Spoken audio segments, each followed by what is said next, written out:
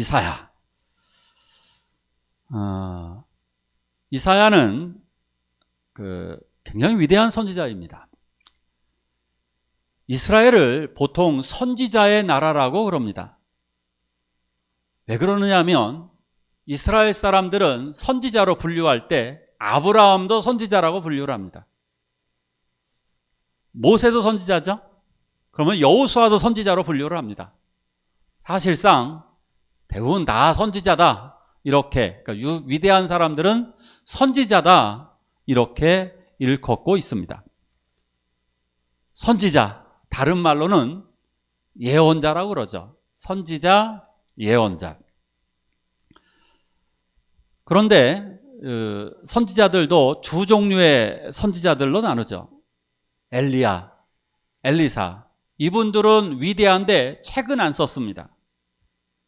그래서 이분들을 그냥 선지자라고 부르고요. 이사야, 예레미야, 에스겔, 다니엘 이런 분들을 우리는 통상적으로 성경을 썼기 때문에 문서 선지자라고 부릅니다. 문서 선지자, 성경 선지자, 그러니까 성경을 쓴 저자 선지자들을 우리는 문서를 썼다 해서 문서 선지자라고 부릅니다. 그러니까 4명은 대선지자라고 그러고요. 나머지 12명이에요. 총 16명의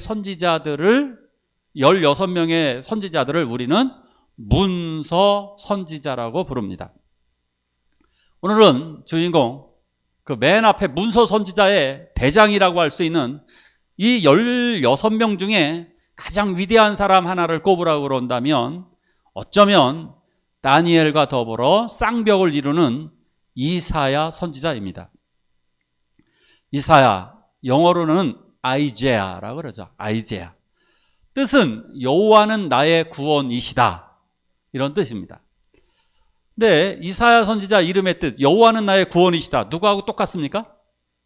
누구하고 똑같죠? 이름의 뜻이? 예수하고 똑같아요. 예수. 여호수아의 뜻은 여호와는 구원이시다. 예수의 이름의 뜻은 여호와는 구원이시다. 추각형. 호세야, 여호와는 구원이시다. 똑같아요. 근데 발음만 좀 다른 거고 약간 어법만 다른 겁니다. 내용은 똑같다는 얘기입니다. 요 옆에 저수지 큰 게 하나 있죠? 그 저수지 이름이 뭐죠? 여기 큰 저수지. 이동 저수지, 송전 저수지, 어비리 저수지. 뭐가 맞아요? 셋 다 맞습니다.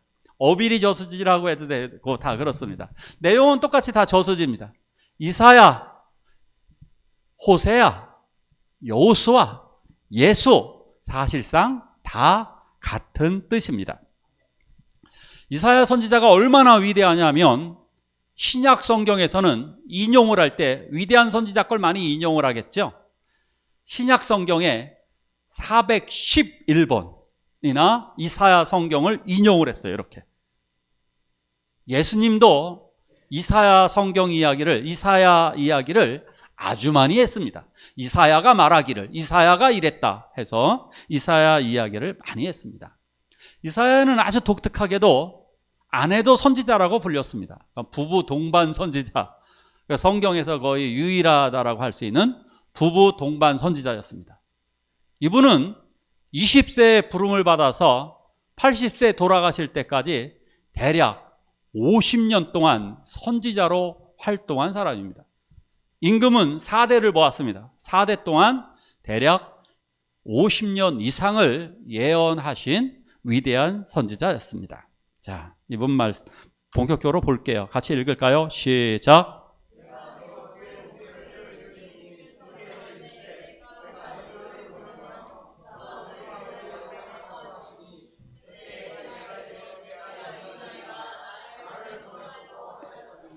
아멘. 이사야는 20대 정도의 나이에 하나님의 부름을 받았습니다. 당시의 왕은 우시야 왕인데 우시야 왕 때 어땠느냐? 태평성대를 구가했습니다. 그러나 위협이 존재하고 있었는데 그 위협은 아시리아였습니다. 이 위협의 상황과 이 풍요라고 하는 이 두 가지의 상반된 이 상황 속에서 이스라엘을 구원하기, 남쪽 유다입니다. 근데 유다를 그냥 이스라엘이라고 그럴게요. 이 이스라엘을 구원하기 위해서 보냄을 받은 사람이 이사야입니다. 이사야는 환상 속에서 하나님을 보는데요. 하나님이 저 높은 성전에 계시는데, 하늘 성전에 계시는데 얼마나 위대하신지 보좌가 하늘 높이 들려 있었습니다. 세상 그 어떤 왕도 이렇게 높은 보좌에 앉아있는 왕이 없다는 걸 보여주는 거예요. 그런데 그 하나님의 옷자락이 성전에 가득했습니다. 옛날 임금들의 옷은 짧았나요? 길었나요? 공주님들과, 그러니까 왕비들과 임금들의 옷은 길었죠. 위엄이 가득하라고 옷자락이 아주 길었는데 그 옷자락이 성전에 가득 찰 정도로, 이것은 옷자락은 그 사람의 신분과 영광을 상징하는 겁니다. 고대 시대에. 그죠? 신분과 영광. 그래서 우리 하나님이 위대하시고 우리 하나님의 영광이 가득 찼다라고 하는 것을 보여주시기 위해서 그의 옷자락이 성전에 가득하였습니다.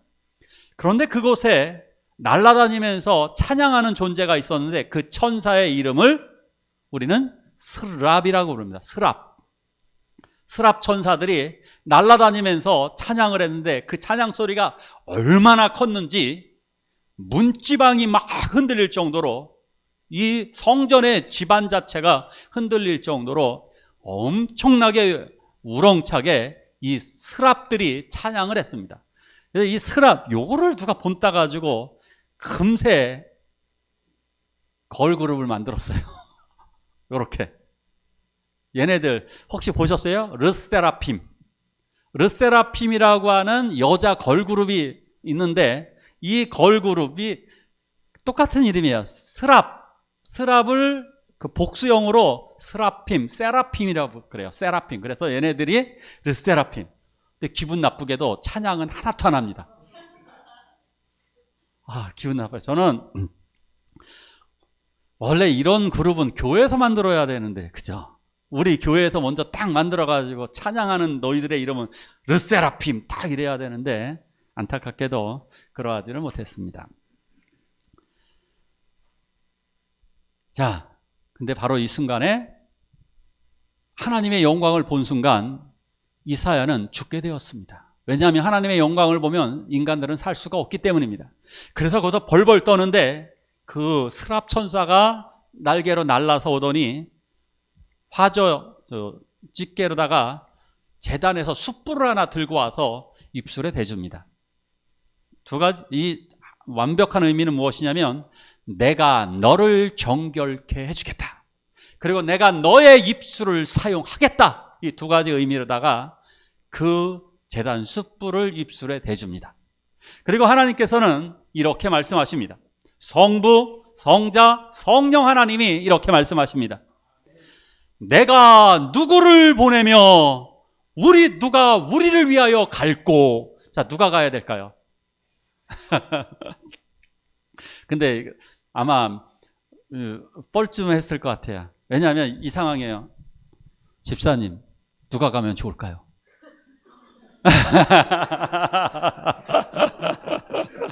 우리 박 집사님, 근데 혼자밖에 없잖아요. 여기는 이사야 혼자밖에 없는데, 이사야 혼자서 엎드려서 죽은 것처럼 되어져 있는데 혼자서 하나님만 벌떡벌떡 바라보고 있는데 누가 우리를 위하여 가며 누구를 보낼꼬. 그때 이사야가 손을 딱 듭니다. 내가 여기 있나이다. 주여 나를 보내소서. 내가 여기 있나이다. 할렐루야. 우리도 이렇게 대답하시길 원합니다. 내가 여기 있나이다. 나를 보내소서. 따라하십시오. 시작. 내가 여기 있나이다. 나를 보내소서. 자, 이사야처럼 우리도 부름을 받았습니다. 자, 이사야가 이제 본격적으로 예언의 말씀을 합니다. 그런데 이사야는 많이 배운 사람입니다. 이사야는 왕족 출신이고요. 뛰어난 학자 출신입니다. 그러다 보니까 서기관으로 근무를 했었던 적도 있습니다. 그래서 뛰어난 글솜씨를 가지고 아주 화려한 언변과 글솜씨로다가 이사야를 써갑니다. 근데 글만 쓴 게 아니에요. 이걸 선포하고 쓰는 거예요. 쓰고 선포하는 경우도 있고 선포하고 쓰는 경우도 있어요. 뭐 두 개가 바뀌던 상관없습니다. 어쨌든 선포를 하는 겁니다. 어떻게 선포를 하느냐면 하늘이여 들으라, 땅이여 귀를 기울이라. 문체가요 얼마나 화려한지 몰라요. 이사야서 문체는 정말 구약 성경 중에 가장 화려합니다. 가장 멋져요. 문장 자체가. 이게 뭐냐면요, 이스라엘 백성들의 죄를 지금 이사야가 고발하는 거예요. 멋진 변호사처럼 고발하는 거예요. 근데 사실은 하나님이 주신 말씀이니까 사실은 하나님이 고발하는 거예요. 하나님이 멋진 검사가 되셔가지고 고발하는 겁니다. 하늘이여 들으라, 땅이여 귀를 기울이라. 왜? 이 하늘과 땅더러 배심원 역할을 해주라는 거예요. 너희가 지금 배심원 역할을 해서 이들의 잘못을, 이스라엘 백성들의 잘못을 지적하는 거예요. 뭐냐? 너희들 왜? 그럼 그 내용이 뭔지 한번 자세히 볼게요. 이렇게 얘기합니다. 소는 임자를 알고, 그죠? 소는 임자를 알아요. 소유주를 알아요. 강아지도 알아요. 강아지도 주인을 알고, 지금 같으면 아마 이런 말씀 하셨을 거예요. 강아지도 주인을 알고, 나귀도 주인의 구유를 알건만은 그들은, 이스라엘 백성은 나를 알지 못하냐? 이스라엘 백성은 내가 너희를 구원하였는데, 내가 너희를 인도하였는데 너희는 나를 알지 못하네. 너는 나를 거역하였도다 라고 이야기하고 있는, 너무나 멋지게 그러나 가슴을 후벼파는 강렬한 말씀을 하십니다. 그러면서 또 멋지게 비유의 말씀도 이사야 선지자는 너무나 멋지게 잘합니다. 내가 땅을 파서 극상품 포도나무를 심었도다. 극상품 포도나무는 이스라엘을 의미합니다. 이스라엘 백성들, 내가 최고로 좋은 극상품 포도나무 너희들을 가나안 땅, 이스라엘 땅에 심어 놓았다. 자, 어떻게 하느냐? 그 포도를 잘 키우기 위해서 가장 좋은 품종, 가장 싱싱한 상태, 좋은 상태의 포도나무를 그 땅에 심었다. 혹시라도 뿌리가 잘 자라지 못할 것 같아서 땅을 일구고 돌멩이를 다 제해버리고, 그리고 거름도 주고, 그리고 이것을, 포도나무를 혹시라도 포도 열매를 누가 훔쳐가지는 않을까 해서 저 뒤쪽에 망대도 세워놓고, 도망가지 못하도록 원두막을 세워서 감시하듯이 망대도 세워놓고, 그리고 미래적으로다가는 아름다운 아주 맛있는 포도주를 만들기 위해서 술틀까지, 포도주 틀까지 완벽하게 준비를 해 놓았습니다. 자, 그런데 너희가 들포도를 맺었도다. 오른쪽에 다 썩어버린 포도입니다. 상품 가치는커녕 먹을 수조차 없는 들포도, 썩어버린 들포도가 되어버리고 말았습니다. 내가 너에게 그래서 끝에는 이렇게 해요. 내가 너에게 더 해줄 게 있어? 이래도? 내가 뭘 더 해주기를 원하는데? 이스라엘 백성들은 풍요로웠다라고 그랬습니다. 우시야 왕 때 아주 풍요로웠기 때문에 사치스러운 생활이 만연했습니다. 저는 대한민국을 이렇게 말하고 싶습니다. 지금 현재 이스라엘과 우리가 비슷하거든요. 대한민국은 지금 대한부족 국가 시대입니다. 부족해 이렇게 말하잖아요. 대한부족 국가 시대. 지금 없다 그러잖아요. 지금 젊은이들도 그러잖아요. 없다고, 없다고. 우리들도 얘기하잖아요. 이웃집에 비해서 뭐가 없다 비교하면서, 이웃 나라와 비교하면서 뭐가 없다만 이야기하고 있잖아요. 부족 국가 시대를 우리는 지금 살고 있습니다. 그나마 우리 초대교회에 감사한 부분이 있습니다.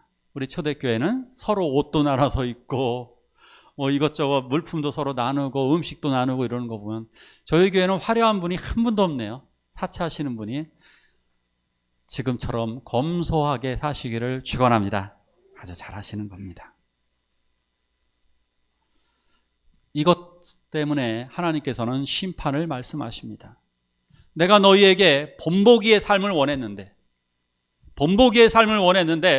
너희가 본보기의 삶을 살지 않았기 때문에 내가 너에게 매로 때리겠다. 결국 그들을 때리십니다. 이스라엘은 포로가 될 것을, 전쟁에서 패할 것을 예고하셨고, 그리고 사로잡힐 것을 말씀하셨습니다. 근데 거기만 얘기한 것이 아니라 이스라엘을 괴롭히던 아수르, 너희들도 멸망하게 될 것이다. 아수르의 멸망도 또한 예언하였습니다. 그렇지만 이사야의 예언에도 불구하고 불과 100년 후에 이스라엘은 멸망하고 맙니다. 이사야가 예언한 그대로 멸망을 하였습니다. 같이 한번 읽어볼까요? 시작.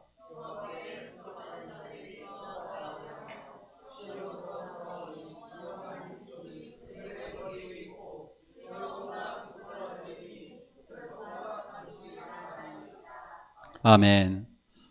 구약은 39, 신약은 27. 성경은 66권으로 구성되어져 있습니다. 구약은 39권, 신약은 27권으로 되어져 있습니다. 고대 시대에는 책을 묶을 수 있는 재주가 없기 때문에 두루마리로 한 권씩, 창세기 한 권, 출애굽기 한 권, 이사야 한 권, 예레미야 한 권, 이런 식으로 책을 나누어 놓았습니다. 역대기는 너무나 분량이 많아서 두 권으로 상하로 다 나누어 놓았습니다. 열왕기도 분량이 많아서 열왕기 상하로, 사무엘도 분량이 많아서 하나 사무엘 상하로 이렇게 나누었습니다. 그래서 총 66권, 구약은 39, 신약은 27. 그런데 놀랍게도 66권인 이사야가 쓴 글도 놀랍게도 66장입니다. 39장은 이스라엘의 멸망에 관한 예언입니다. 놀랍죠? 나머지 27권은 이스라엘 백성의 회복을 찬양한 겁니다. 그 바로 회복의 찬양이 이것입니다. 구속받은 자들, 너희들이 분명히 포로로 끌려간다. 그러나 너희가 하나님이 그 땅에서 돌아오게 하실 것이다. 이 일이 실제로 이루어졌습니다. 이게 성경이라는 것이 그 시절에는 아마 이사야 성경을 던져버렸을 겁니다. 그 시절에 이사야가 이 책을 썼을 때 사람들은 이사야의 책을 성경으로 받아들이지 않았습니다. 이스라엘 사람들에게 당시의 성경은 모세오경입니다. 근데 이것을 왜 성경 속에 이스라엘 사람들이 이걸 성경 속에 집어넣는지 아세요? 맨 처음에 버렸을 거예요. 왜? 나쁜 예언을 하니까. 나쁜 예언을 하니까 이거 읽지 않았을 것입니다. 그런데 자기네가 포로로 끌려가 보니까 이사야가 말한 그대로 되었습니다. 더 놀라운 것은 이사야가 말한 그대로 이 말씀이 이루어졌습니다. 그래서 그들이 이 말씀을 붙잡고 이 말씀을 예언서라고 부르는 겁니다. 예언서. 자기들만을 위한 책이 아니라, 누가 찌끄러기로 장난으로 쓴 책이 아니라 정확하게 이 하나님의 말씀을 썼는데 이 하나님의 말씀이 놀랍게도 정확하게 성취되었습니다.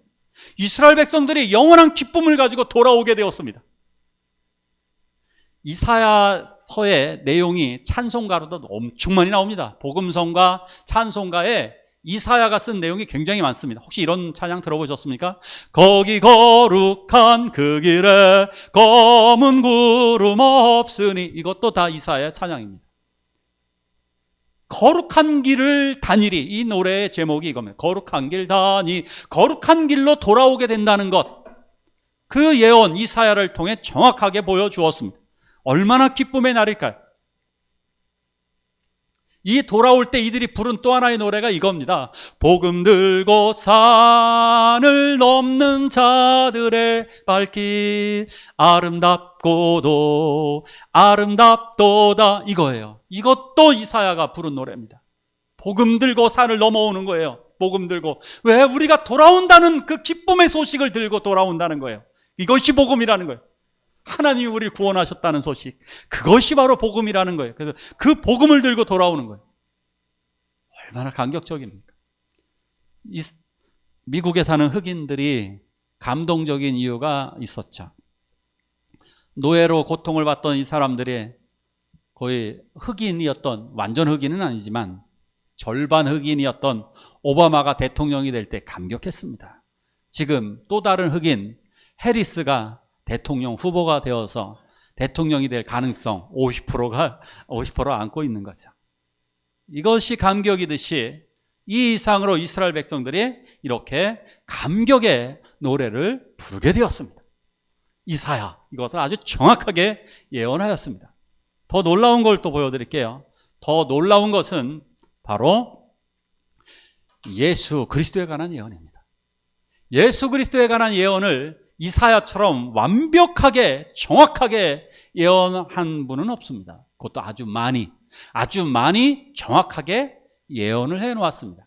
특별히 이사야 7장 14절에서는 처녀 탄생도 예언했습니다. 이 말씀 아시죠? 보라, 처녀가 잉태하여 아들을 낳을 것이요 그 이름을 임마누엘이라 하리라. 이 말씀, 이거 이사야가 한 말입니다. 처녀가 잉태하여서 아들을 낳는다는 겁니다. 예수님의 동정녀 탄생을 아주 정확하게 예언하신 분이 이사야 선지자입니다. 그리고 이 말씀도 자기의 사역을 말씀하신 겁니다. 이거 한번 읽어볼까요? 시작.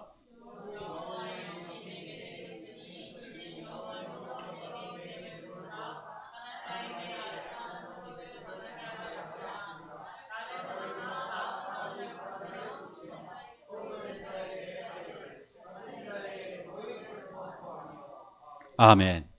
분명하게 예수님이 처음으로 오셔서 회당에서 말씀을 읽은 게 이겁니다.